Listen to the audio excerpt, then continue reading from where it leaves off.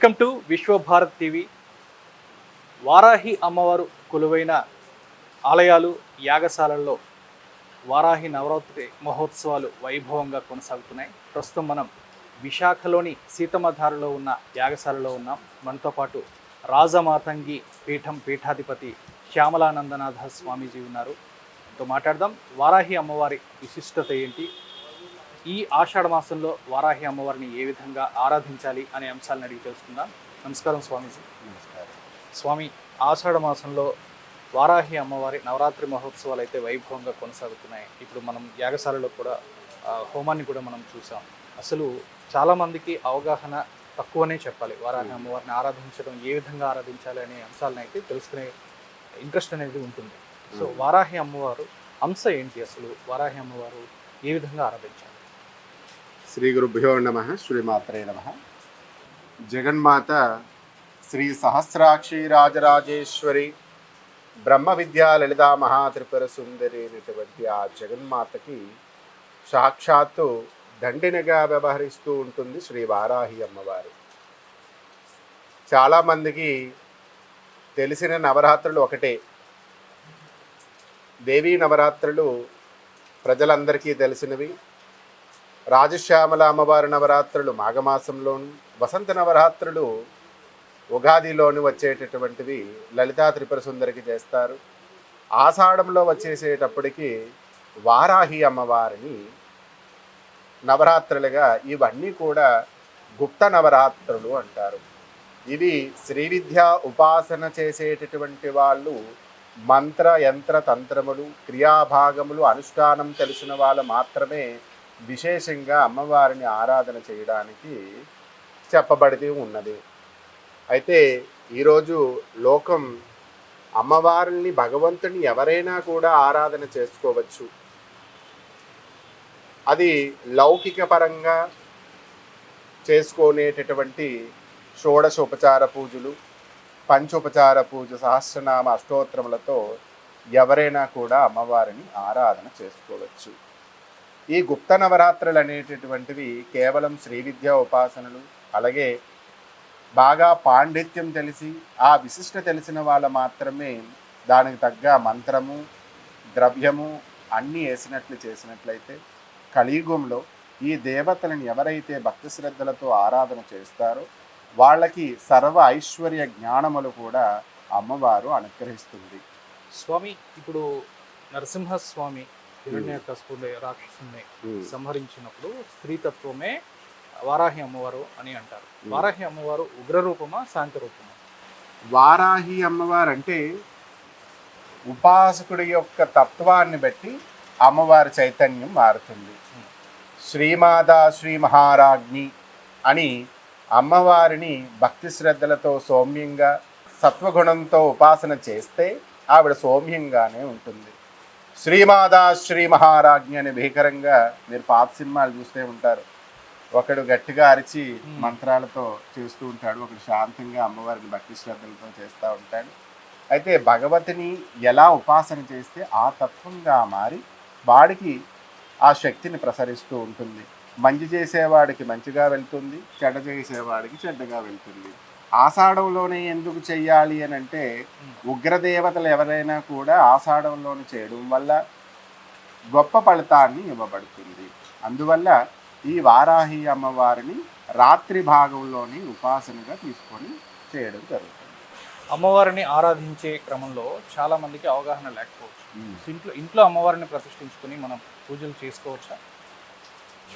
చేసుకోవచ్చు. అంటే లౌకికంగా చేసుకున్న వాళ్ళందరూ కూడా శ్రీ వారాహి అమ్మవారిని చిత్ర రూపంలో కానీ దీపరూపంలో కూడా అమ్మవారిని గంధ పుష్ప ధూప దీప నైవేద్యములు అమ్మవారికి సమర్పణ చేసి శ్రద్ధ వహించి అమ్మవారి దగ్గర కూర్చొని చేసుకోవచ్చు. మూల మంత్రాన్ని ఎవరు కూడా అనుష్ఠానం చేసుకోకూడదు, కవచ స్తోత్ర పారాయణాలు తప్ప అని మీ అందరికీ లౌకికంగా ఎలా ఉండాలనేది కూడా ఆ జ్ఞానంతో అమ్మవారు మనకి నేర్పిస్తూ ఉంటారు.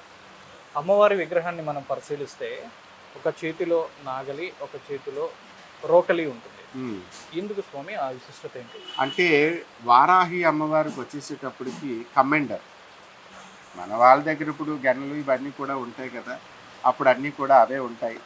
అందువల్ల ఏమవుతుందో దండనాథ, ఆ దండనాథతో అమ్మవారు ఎవరైనా కూడా తప్పు చేస్తే సంరక్షణ కోసం ఆవిడ దగ్గర ఉన్నటువంటి, అంటే భగవంతుడి దగ్గర ఉండేటటువంటి వెపన్స్ అన్నీ కూడా ఒక్కొక్క దాన్ని సూచిస్తూ ఉంటుందన్నమాట. అలాగే నాగలి అంటే ఈ అమ్మవారు ఏం చేస్తారు అంటే భూమికి సంబంధించినటువంటి దేవతగా కూడా మనకి, అంటే ఈ కోర్టు వ్యవహారాలు కానీ, భూమి త్వరగా మనం కొనాలన్నా, లేకపోతే అందులో ఏదైనా ప్రాబ్లం ఉన్నా అక్కడ హోమం చేయించుకున్నా అమ్మవారిని శ్రద్ధాభక్తులతో ఎవరైనా కూడా చేసుకోగలిగితే వాళ్ళకి శీఘ్రంగా ఆ భూప్రాప్తి అనేది కల్పిస్తూ ఉంటుంది అన్నమాట. అందుకే అమ్మవారి దగ్గర ఉన్నటువంటి ఆయుధాలుగా చెప్పబడుతుంది. అనేక ఆలయాలకు శివుడు క్షేత్రపాలకుడైతే శివుడికే అమ్మవారు క్షేత్రపాలికగా చెబుతారు, ఎందుకంటారు? మనం తెలుసుకోవాల్సింది ఇక్కడ ఒక విషయం ఉంది. కాశీలో మీరు చూస్తే ఉదయ భాగం అంతా కూడా కాలభైరవ స్వామి క్షేత్రాన్నంతా కూడా రక్షిస్తూ ఉంటాడు. అయితే కాశీలో పాతాళ వారాహిగా ఉన్నటువంటి ఆ వారాహి అమ్మవారు రాత్రి భాగం అంతా కూడా క్షేత్రపాలికనిగా వ్యవహరిస్తూ ఉంటుంది. అమ్మవారు క్షేత్రానికి మళ్ళీ తెల్లవారు 4-4:30 నిమిషాలకి అమ్మవారు ఈ దేవాలయానికి మళ్ళీ తిరిగి రావడం, అక్కడ ఉన్నటువంటి వేద బ్రాహ్మణులందరూ కూడా అమ్మవారికి విశేషమైనటువంటి అభిషేక ఆరాధన కైంకర్యములు సమర్పణ చేసి మళ్ళీ ఉదయం 6 నుంచి 9 వరకు అక్కడ దర్శనం ఇవ్వబోతూ ఉన్నారు. ఎందుకంటే ప్రతి క్షేత్రానికి కూడా ఒక శక్తి ఎలాగైతే ఉంటుందో కాశీకి మాత్రమే వారాహిని క్షేత్రపాలకులుగా ఇస్తారు. మిగతా అన్నిటికీ కూడా కాలభైరవ స్వామి వారు విశేషంగా క్షేత్రపాలకులుగా ఉంటారు. కొన్ని చోట్ల వెంకటేశ్వర స్వామి ఉంటారు. ఈ ప్లేసులకి ఇలాగే ఉంటారని ఎక్కడా ఏమీ లేదు. అయితే చాలా పురాతన కలిగినటువంటి క్షేత్రాల్లో మాత్రం అష్టమాతృకులు కాపలాగా కూడా ఉంటారు. అయితే ఈ రోజుల్లో చాలామంది ఏమిటంటే ఈ ఈ వారాహి నవరాత్రులు ఈ మధ్యకాలంలో చాలా ప్రకటితమయ్యాయి. అంతకుముందు నుంచి కూడా మేము 25 సంవత్సరాల నుంచి కూడా అమ్మవారికి యజ్ఞయాగాదుల కృతులు అన్నీ కూడా చేస్తూ ఉన్నాం. ఈ మధ్యకాలంలో కొంతమంది ఈ వారాహి విజువల్స్ అంతా కూడా బయటికి తీసుకొని రావడం వల్ల ప్రతి ఒక్కరూ చేస్తున్నారు శ్రద్ధాభక్తులతో. అందరికీ అమ్మవారి ఆశీస్సులు ఉండాలని మేము కూడా కోరుకుంటున్నాం. కానీ ప్రతి దానికి కూడా ఒక నియమం అనేది ఉంటుంది. ఆ నియమంతో కూడా మనం చేయగలిగితే ప్రతి భగవంతుడు ఒక పాజిటివ్ ఎనర్జీ తప్ప నెగిటివ్ ఎనర్జీ అయితే ఎప్పుడు కూడా ఏ దేవత మనకి చేయదు. అలా చేస్తే అది దేవతే కాదు. కాకపోతే ఒక క్రియ అనేది ఉంటుంది. ఆ క్రియని ఒక గురువు మాత్రమే నేర్పిస్తాడు కనుక ఆ విధంగా మనం అమ్మవారి యొక్క ఉపాసన విధాన్ని తెలుసుకొని చేయడం చాలా మంచిది. సందర్భం వచ్చింది కనుక అడుగుతున్నా, అంటే అమ్మవారికి నరదిష్టి నుంచి విముక్తని, భూత ప్రేత పిశాచాల నుంచి విముక్తి అని చెప్పి చాలా మంది పూజలు చేస్తున్నారు. అది కరెక్టేనా ఇది రెమెడీ అనేది? వారాహి అనే ఒక శక్తి ఎప్పుడూ కూడా ఏమవుతుందంటే, నేను ఇంతకుముందు కూడా చెప్పాను, నువ్వు ఉగ్రంగా చేస్తే ఉగ్రంగా వస్తుంది.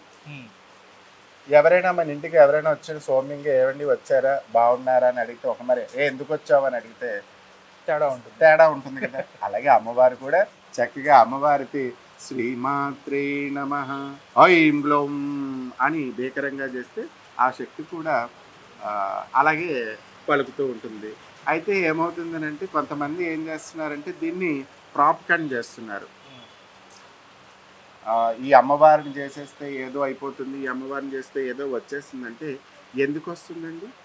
నువ్వు కష్టపడితే వస్తుంది, తపస్సు చేస్తే వస్తుంది తప్ప ఈజీగా అయితే అమ్మవారి అనుగ్రహం రాదు. నువ్వు ఎంత శ్రద్ధ వహిస్తున్నావు, దాని మీద ఎంతసేపు సాధన చేస్తున్నాం, ఎంతసేపు సిద్ధించాలనుకుంటున్నావు అనే దాని మీద ఆధారపడి ఉంటుంది.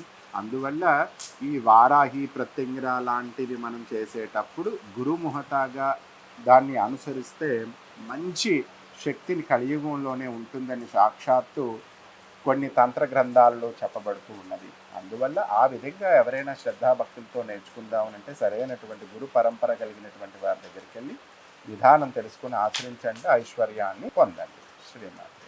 Thank you so much. Varahi అమ్మవారి గురించి చాలా చక్కగా మాకు వివరించారు. మా వ్యూవర్స్ కోసం థ్యాంక్ యూ సో మచ్.